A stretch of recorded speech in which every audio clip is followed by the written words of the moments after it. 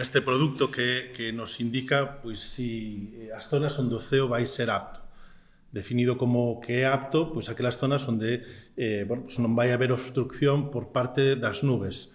Utilizamos, neste caso, 53 fontes de datos diferentes, mapas de predicción diferentes, de 13 centros diferentes, entre eles son os Meteo Galicia, pero tamén centro europeo, modelo americano, canadiense, e construímos este mapa estadístico que nos di canto coinciden, non? As predicións en que dirección coinciden. Neste caso, pois apuntan a áreas do norte do litoral norte onde esa obstrucción supera o 40% en gran parte dos modelos, desas saídas dos modelos.